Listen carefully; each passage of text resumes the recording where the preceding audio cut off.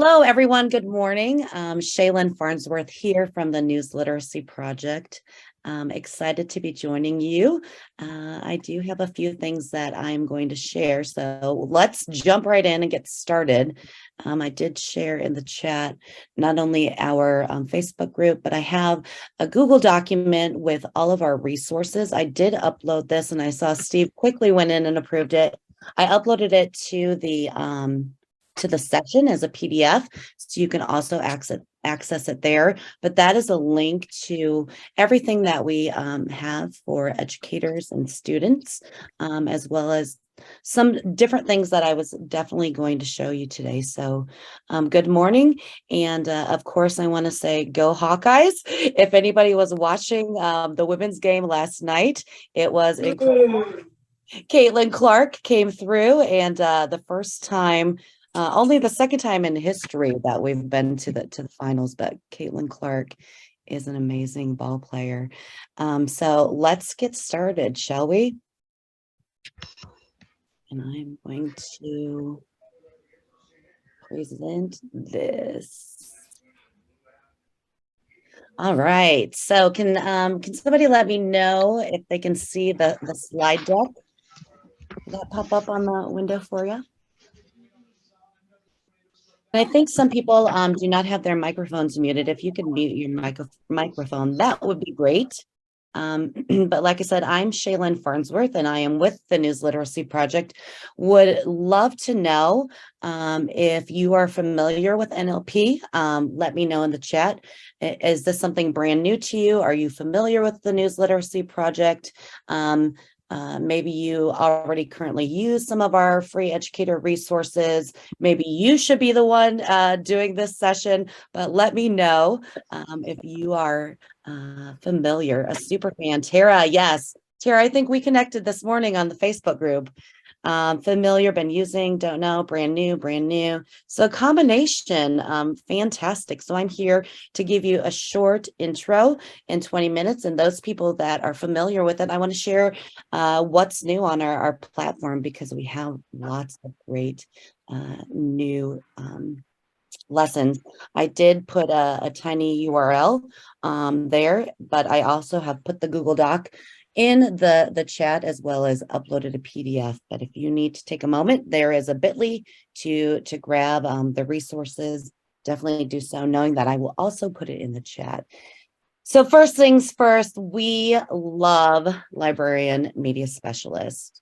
I'm a former educator myself, classroom teacher for a long time, worked in the state, connected to my librarian virtually for all of the projects my students have done throughout their lifetime, but we have a large concentration of librarian media specialists using our resource. And it makes sense, right? Because you are the hub, not only in the heart of the schools, but also where colleagues and students assets. One thing that you should know is we have a group of ambassadors. Casey Boyd, who I saw in the chat earlier, and quickly put her picture on there, is one of our News Literacy Project. We have a Newslet Nation ambassadors across the U.S. Casey Boyd is one of our librarian ambassadors, as well as I think we have about 4 other librarian media specialists who are ambassadors across the country. These ambassadors do a great job not only supporting the use of our resources and materials, but then also supporting efforts in their local area, whether it be by sharing in conference sessions, organizing events themselves, but a great group of ambassadors that I wanted to share. First things first, if you are brand new to the News Literacy Project, I want to let you know that everything we have is completely free, will always be free, and will remain free. So there is no freemium version in anything that we use for educators. Thank you. So Checkology is our flagship program. I'm going to delve into that one so you can see a couple of our lessons. The SIFT, this is a quick win. So this is a great one to share with your colleagues. It's our weekly newsletter created by Peter Adams and his team, and it's sent just during the school year each Monday to educators with a collection of the previous week's mis and disinformation, and provides educators not only extension activities, but really shows educators how to debunk viral rumors. So whenever I'm working with staff, I always share Checkology, but also Sift because it's a great quick win. So if you have any colleagues who are a little bit tech hesitant, this is delivered right to their inbox. It's easy to use and applicable. So definitely one to sign up for if you are not a subscriber of the SIFT. We have tons of free virtual learning. Newslet Camp being our most popular one. We have an educator resource library. That's where you would find a collection of our resources for the youngest learners in the form of Google slide decks. So check out our resource library if you support some of our youngest learners. And when I think youngest learners, I think probably about grades kindergarten to about fourth. So Checkology drops down to about fifth grade on up. If you're looking for something to support younger learners, that would be in our resource library. And finally, what I've been sharing, Newslet Nation, is our community of educators.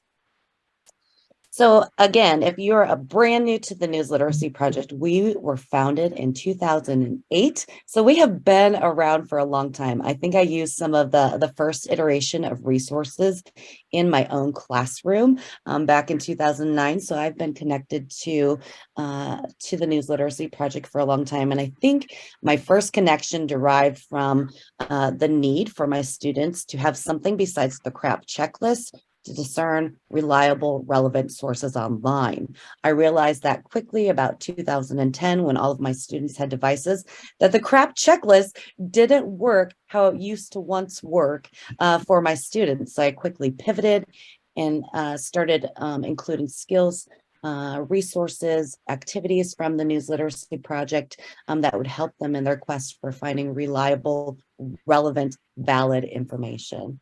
There's our mission and vision. You can definitely find this on our website, and really applaud the educators and especially the librarians of New Jersey because you have made this a priority in your state with the new bill that is passed on information literacy. Finally, here are 3 things that we believe in. We believe that news literacy is an essential life skill, that facts matter, and a free press is a cornerstone to democracy. So like I said, I am going to share with you a few of our resources and some of our new lessons. And again, here is the document. If somebody wants to grab that link and put it in the chat, that would be great. Let's see here. Of course, I can is everyone still seeing my screen here? Yes. Yes. Okay, perfect. So like I said, Checkology is our flagship program. And on Checkology, it is browser-based, so you don't have to download any software. This contains all of our best lessons taught by a diverse set of subject matter experts. This is inside the Checkology teacher dashboard. The dashboard is where you create your classes. You can co-teach, so you can add colleagues to your classes if you are working on J terms or projects with them or are supporting them. Co-teaching is an option, but our content, which I'm extremely proud of, is full of rich lessons, exercises, and extensions. We are definitely a nonprofit and nonpartisan, and you'll see that displayed not only in our lessons, but also on our board and transparency in our funding, the grants we receive. All of that information is on our website. So here's a collection of our resources. You'll see underneath them, they have lines, and this is not necessarily Lexile level. This is more conceptual level. So info zones, which talks about primary purpose, can drop down all the way to middle school age. So 5th, 6th grade, it is definitely appropriate for. You'll see ones that have more bars like conspiratorial thinking. This is a difficulty level 5 because the concepts are really appropriate and understood best by our older students. So, high school on up. So our lessons, you and I would think of them as mini units. Because they take typically longer than a 45-minute class period, probably about 2 to 3 typical 45-minute class periods, but can be broken up. Our practice and extend are all exercises that support the above lessons. These hone those critical thinking skills and can be done in a class period or less. So these are extension activities that are wonderful. I'm going to show you our newest one called Is It Legit? It's my favorite one. I think you will love it. It's about 5 tips for students to understand credibility of online sources. And finally, our fact check missions. And these coincide with our check center, which is housed full of tutorials, which I'm going to show you in a moment. But then these help support the tutorials and the skills that they learn in our check center. So as you can see, we have a plethora of content. This is definitely a supplemental curriculum. It is one that typically see about 6 to 7 lessons used. We do not see class periods using all 20 lessons, but it is timely, it is relevant, it is engaging, and it is all video based. So our most popular lesson that I'm going to show you is called Info Zones. And this really helps students understand the primary purpose of information they consume online. And it is taught by Tracy Potts. So I'm going to let you view this short video by Tracy Potts, knowing that our lessons are all aligned in similar fashion.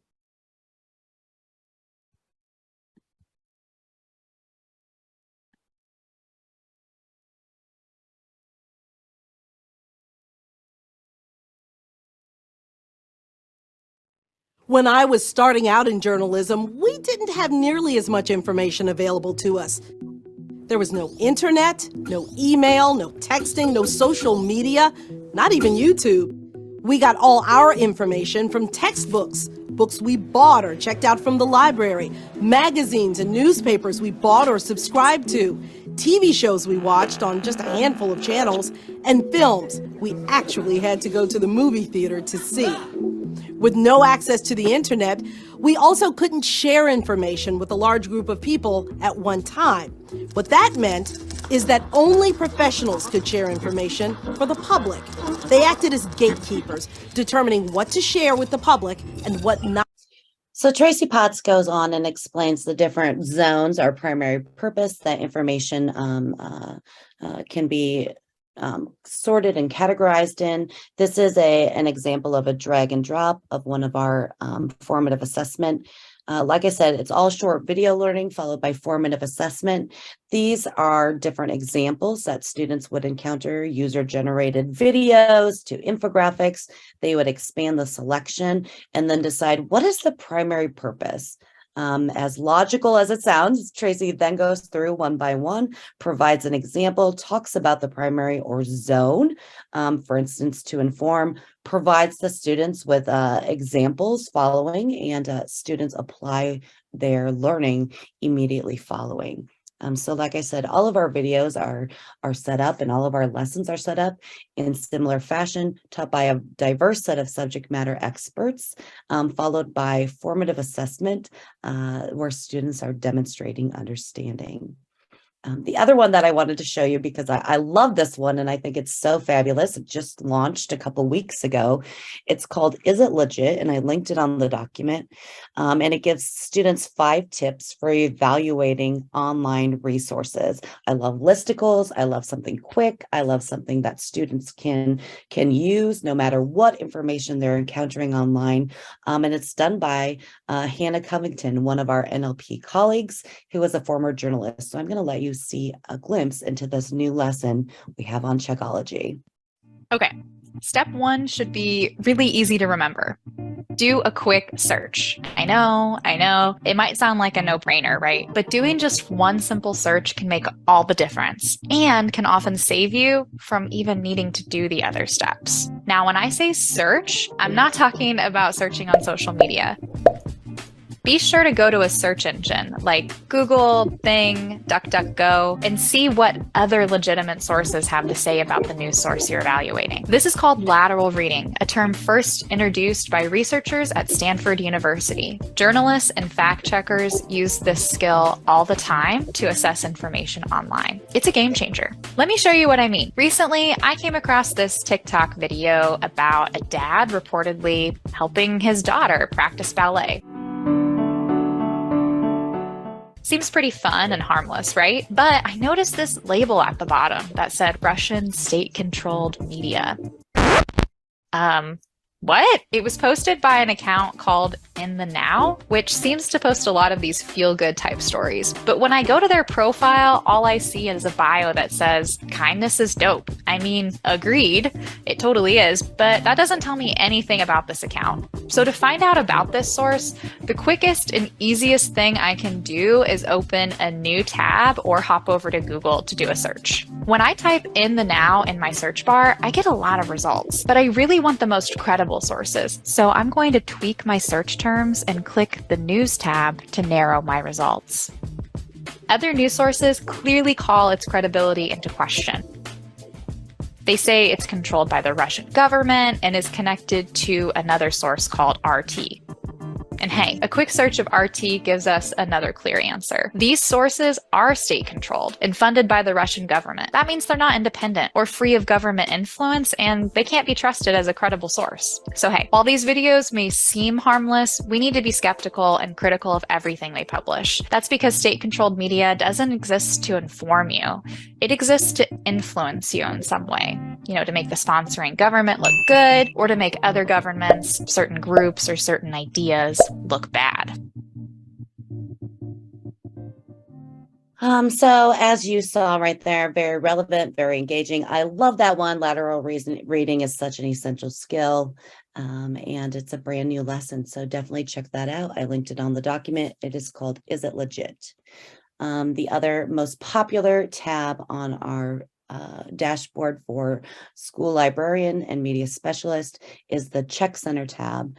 And quickly, if you click on the toolbox down below, the skills session, these are all video tutorials on how to teach all of these skills taught by our subject matter experts in-house. So let's say you wanted to go into an extension activity for lateral reading. You'll see the Sharo up top. All of these can be shared on any LMS, through email, whatever system you have to share with students. But these are some fantastic skills that everyone should be aware of, especially in their pursuit of reliable, relevant information online. So I know that was quick. I know we have 1 minute left. Would love to answer any questions you may have. Thank you, Beth, for putting that document in there. Does anybody have any quick questions? I will be in the sponsor booth if you want to chat with me. I did have my email listed. What age range is the Check Center for? I would say probably about 5th grade on up. It makes it very accessible. I didn't show all of our accessibility features, but we do have closed captioning, we have transcripts, we have ways to make it accessible for your students. Great question. Thank you so much. I hope everybody has a fantastic day. Again, if you would like to reach out, please email me. We offer free partnerships, free onboarding, free support. I know this was just a brief introduction to the News Literacy Project, but would love to be considered to not only be used by yourself, but your colleagues, and we are here to support you in your efforts. Have a wonderful conference, and thank you so much for joining us this morning.